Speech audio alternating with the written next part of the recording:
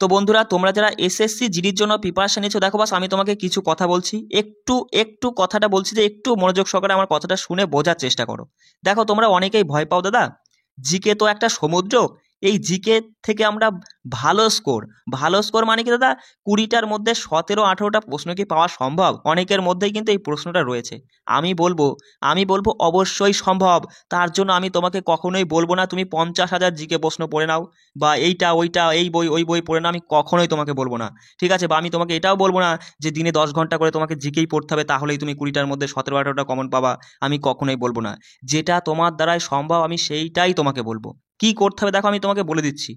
Math আর GI, math আর GI মানে reasoning, তুমি তো জানোই এগুলো কি নির্দিষ্ট একটা সীমারেখার মধ্যে রয়েছে। তোমরা জানোই দাদা, এই টপিকগুলো লাভ ক্ষতি, তোমার হচ্ছে পার্সেন্টেজ, এই টপিকগুলো আমরা যদি একটু করে নিই, তাহলে পরে এখান থেকে আমরা এই টাইপের প্রশ্নগুলো করে নিলে পরে ম্যাথ আর জিআই হচ্ছে এই রিলেটেড প্রশ্নগুলো আমরা দেখতে পাবো। কিন্তু জিকের জন্য অনেকে ভয় পাও, আমি সব বলে দেবো, একটু মনোযোগ সহকারে শোনো, আমার কথাটা শুনে বোঝার চেষ্টা করো। দেখো, ম্যাথ আর জিআইয়ের জন্য আমি তোমাদের 30 দিনের টার্গেট নিয়ে যে ক্লাসটা দিচ্ছি, সেই 30টা টপিকের উপরে আমি ক্লাস তুলছি। সেই ক্লাসগুলো তুমি ম্যাথ আর জিআইয়ের জন্য করো। তারপরেও আমি 2-1 দিনের মধ্যে তোমাদের আর কি তোমার ম্যাথ আর জিআইয়ের জন্য মাত্র 15 থেকে 17 মিনিটের মধ্যে এক একটা টপিকের এক একটা টাইপ, নতুন টাইপের যে প্রশ্নপত্রগুলো হয়, মানে ইদানিং আসছে, সেই টাইপগুলো তুলে কিন্তু অল্প সময়ের মধ্যে 15 থেকে 17 মিনিটের মধ্যে এক একটা ক্লাস আমি করিয়ে দেবো ম্যাথ আর জিআই দুটোর জন্যই। আর জিকে তো তোমাদের এভরিডে, প্রতিদিন 3টে বাজলে পরেই তুমি জিকের জন্য এক একটা ছোট ছোট টপিকের রিভিশন ক্লাস পাচ্ছ। এবার দেখো, এই জিকেটা নিয়ে তোমরা ভয় পাও না। তোমরা কি করবা জিকেতে 20-র মধ্যে যেন 17 থেকে 18টা প্রশ্ন তুমি পাও। সেইটা পাওয়ার জন্য তোমাকে কি করতে হবে আমি বলছি, ভালো করে শোনো। দেখো, তোমাদের 30টা আমি জিকে টপিকের মধ্যে 8টা ক্লাস দিয়েছি মাত্র, এখনও অনেকগুলো ক্লাস বাকি আছে। তুমি এই 30টা টপিক ভালো করে পড়ে নিবা।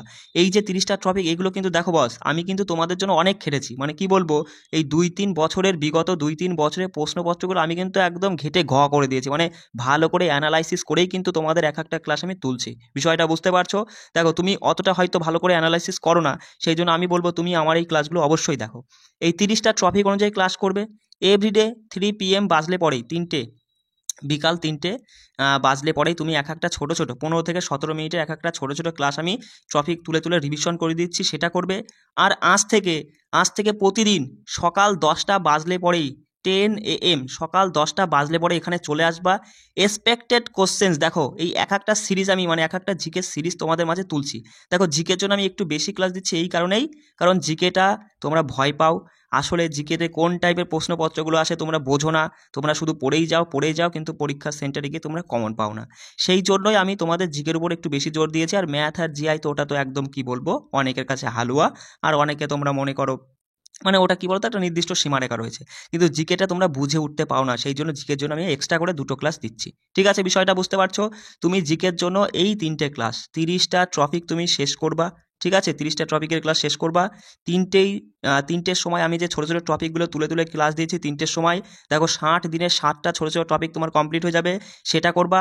আর প্রতিদিন সকাল 10টা বাজলে পরেই তোমার এই এক একটা এক্সপেক্টেড কোশ্চেন্স আমি তুলছি, যে পরীক্ষায় যে টাইপের প্রশ্নগুলো অ্যাকচুয়ালি তুমি পরীক্ষার সেন্টারে দেখতে পাবা, এই ক্লাসগুলো করে নিবা। ঠিক আছে? এইগুলো তুমি করে নাও আরামসে। তুমি যদি 20টার মধ্যে 17-18টা প্রশ্ন না কমন পাও, তখন তুমি আমাকে জানিও।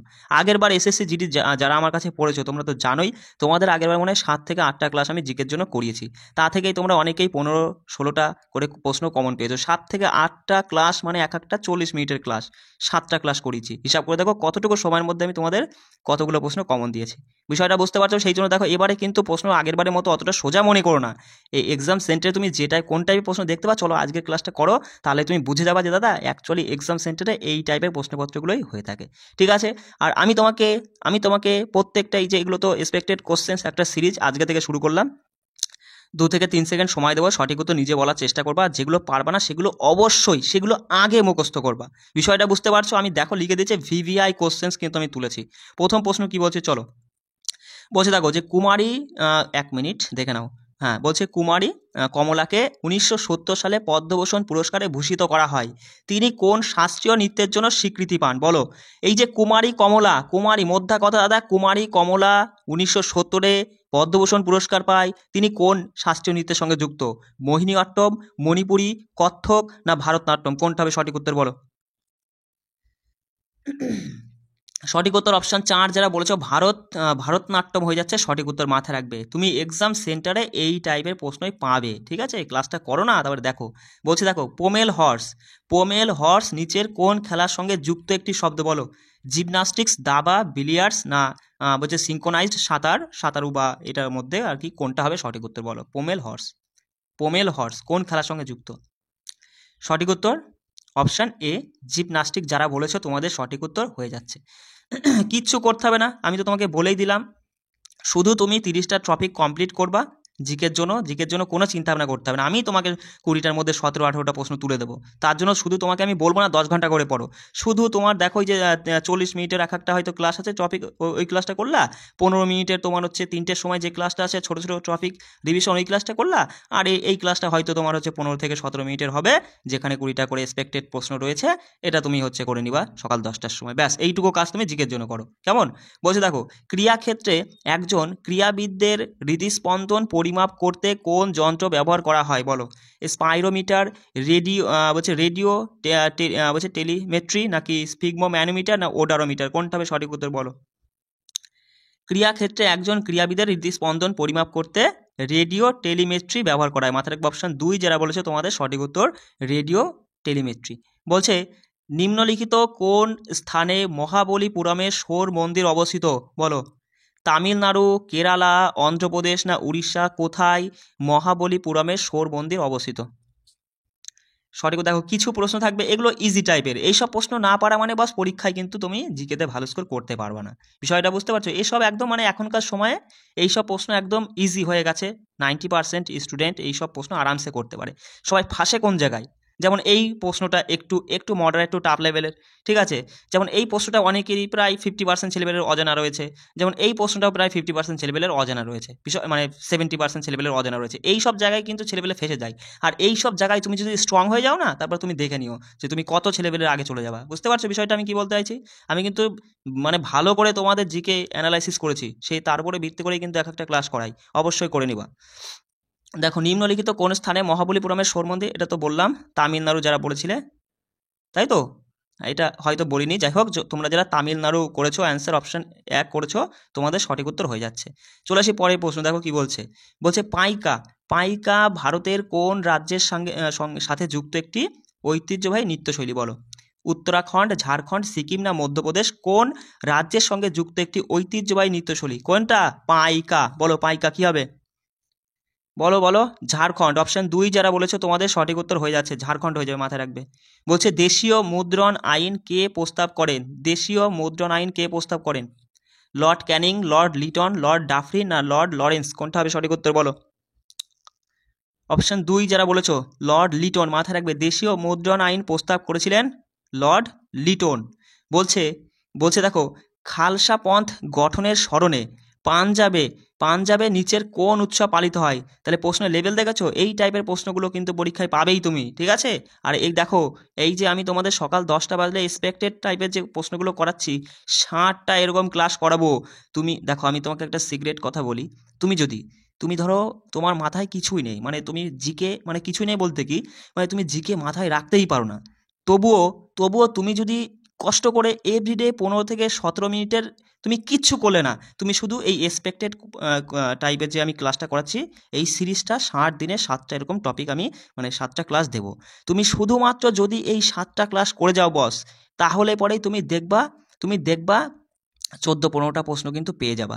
দেখো এটা কিন্তু আমি সিক্রেটলি বলছি, তাই বলে তোমরা ওগুলো বাদ দিয়ে দিও না। মানে আমি এখানে সেই টাইপের প্রশ্নগুলো কিন্তু তুলছি যেগুলো পরীক্ষায় আসবে, আসার মতো।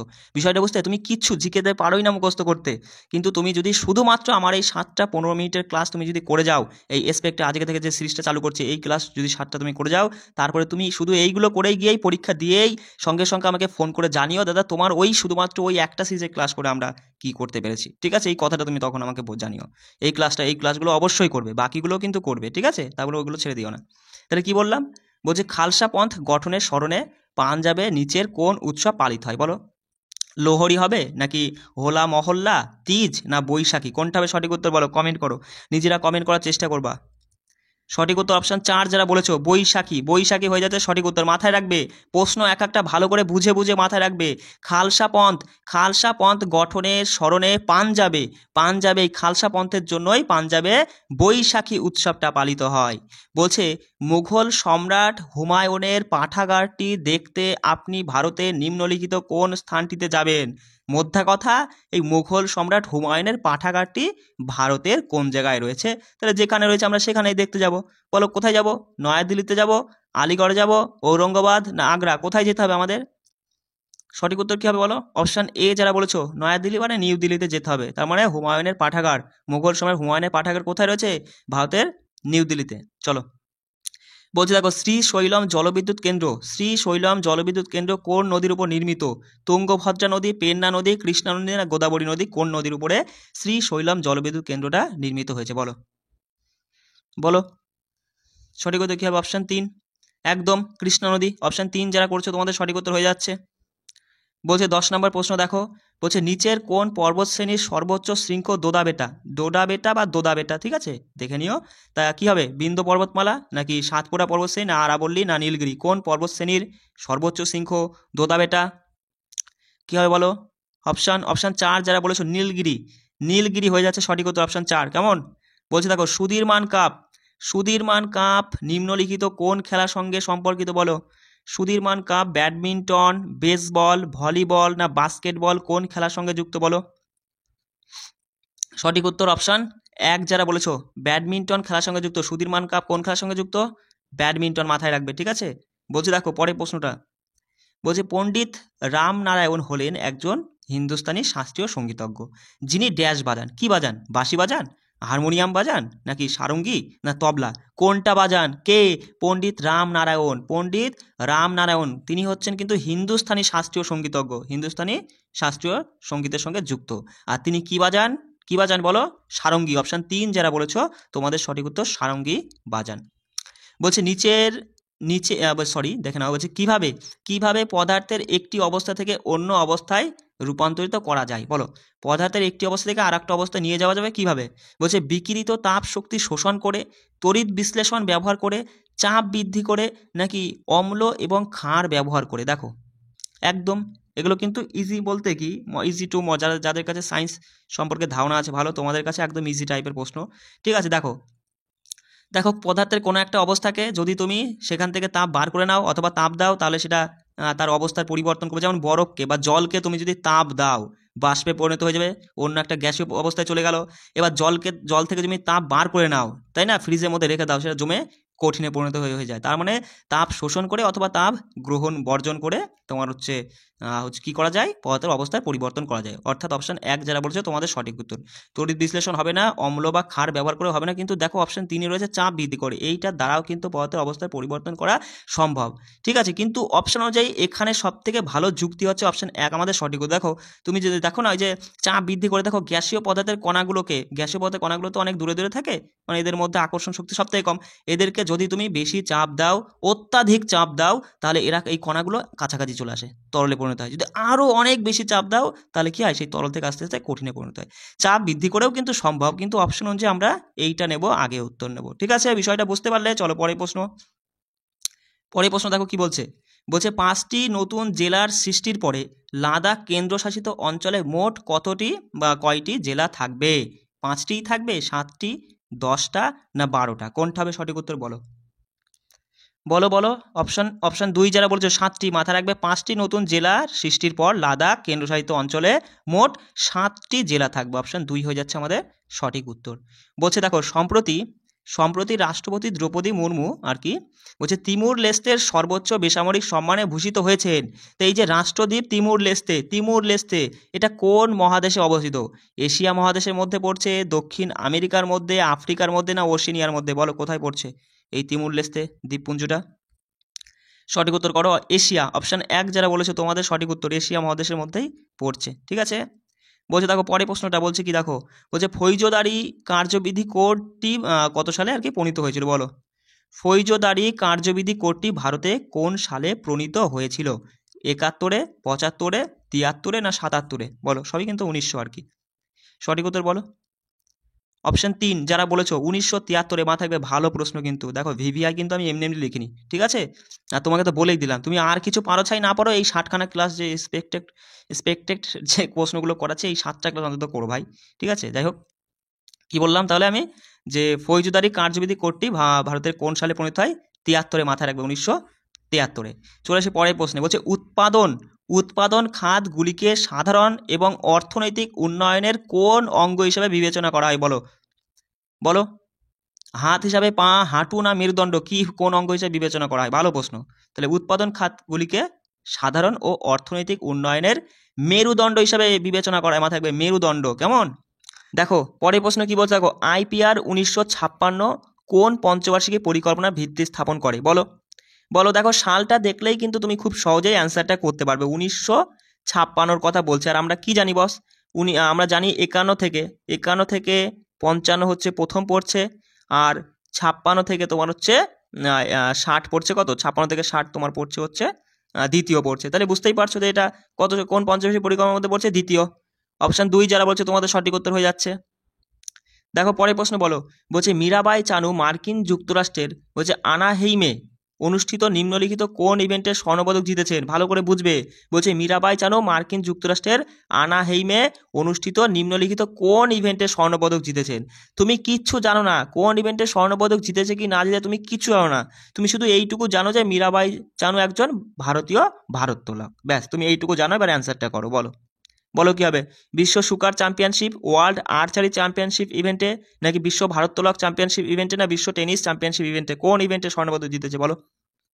একদম একদম অপশন 3 যারা বলেছে তোমাদের সঠিক উত্তর, বিশ্ব ভারোত্তোলন চ্যাম্পিয়নশিপ, এখানেই তিনি আর কি স্বর্ণপদক জিতেছেন, মাথায় রাখবে। কেমন? তিনি তো একজন ভারোত্তোলক খেলোয়াড়। বলছে লাস্টের প্রশ্নটা কি বলছে দেখো, বলছে ক্ষুদ্র সংবিধান শব্দটি ভারতীয় সংবিধানের কোন সাংবিধানিক সংশোধনী আইনের জন্য ব্যবহৃত হয়? 38তম সংশোধনীর জন্য, 42তম, 40তম না 44তম? বলো সঠিক উত্তর কি হবে, কমেন্ট করো।